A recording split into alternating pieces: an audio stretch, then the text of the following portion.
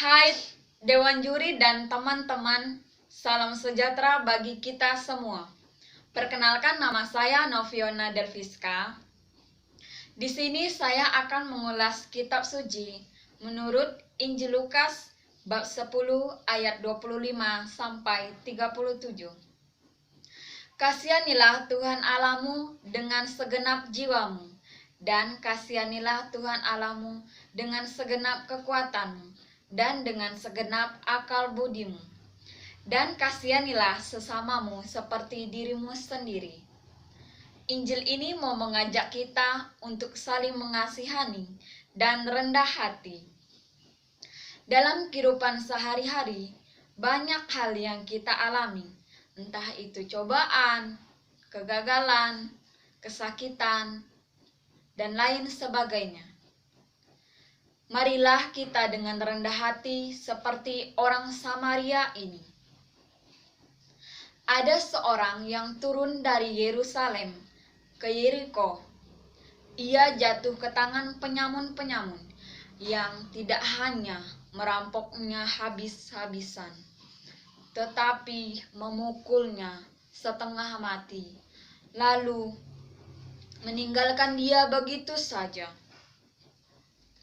Kebetulan ada seorang imam berjalan melalui jalan itu. Ketika melihat orang itu, ia melewati dari seberang jalan. Demikian juga seorang dari Lewi. Ketika melihat itu, ia melewati dari seberang jalan. Lalu datanglah seorang dari Samaria yang sedang dalam perjalanan menuju ke tempat itu. Ketika melihat itu, tergeraklah hatinya oleh belas kasihan. Lalu ia pergi kepadanya, membalut luka-lukanya, menyiraminya dengan minyak dan anggur, dan merawat ia. Mengulurkan tangan untuk sesama kita, kita tidak perlu memandang keadaan, fisik, kekayaan, dan mungkin bahkan orang yang tidak kita kenal. Terkadang kita terlalu cuek karena kita tidak mengenal orang itu ketika melihat orang itu dalam kesusahan. Jadi, kita tidak mempunyai belas kasihan untuk orang lain. Kita sebagai makhluk sosial, marilah kita untuk berbelas kasih kepada sesama yang mengalami kesusahan. Di dalam Injil ini, kita bisa belajar dan mengikuti teladan hidup orang Samaria ini. Dia yang berbelas kasih dan tergerak hatinya ketika melihat orang lain susah. Dunia kita saat ini sedang mengalami kesulitan. Kita dilanda pandemi. Kita sulit bertemu secara langsung, membantu secara langsung. Tetapi kita bisa membantu, mendoa, menyapa melalui media sosial, yaitu secara online. Dan kita bisa saling mendoakan sesama kita secara online. Berdoa bersama, kita bisa memperkuat iman kita, menambah iman kita agar hidup kita semakin damai. Kita berbelas kasih kepada sesama seperti Tuhan berbelas kasih kepada kita.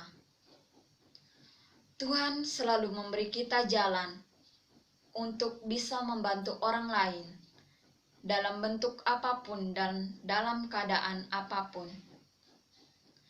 Menurut Anda, siapakah di antara 3 orang ini yang menjadi sesama manusia? Itu adalah orang yang berbelas kasih dan rendah hati terhadap sesamanya.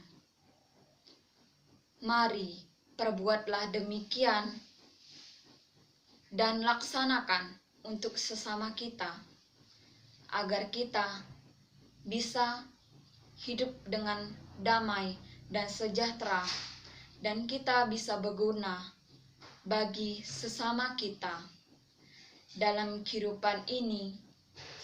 Maka marilah kita berdoa untuk mereka yang sedang sakit, yang mungkin sedang mengalami kesusahan, yang berputus asa, semoga diberi pengharapan. Dan untuk jiwa-jiwa yang telah berpulang kepada Allah Bapa di surga, semoga mereka hidup kekal abadi. Dan untuk kita semua, mari kita berdoa untuk dunia kita yang dilanda oleh pandemi. Semoga hidup kita semakin lebih bersyukur dalam situasi dan keadaan apapun. Marilah kita memperkuatkan iman kita untuk tetap kuat berdoa dan saling berdoa agar hidup kita semakin kuat dalam situasi dan keadaan apapun yang melanda kita. Kita tetap bisa mengandalkan Tuhan dan berdoa, menjadi orang yang rendah hati, menjadi orang yang kuat dalam kondisi dan situasi. Tuhan selalu hadir untuk kita semua, bagi kita yang percaya kepadanya. Maka dari sini kita mau membuka hati kita, membantu sesama, menjalani relasi hidup yang damai. Kita bisa merasakan betapa indahnya surga di dunia ini. Amin.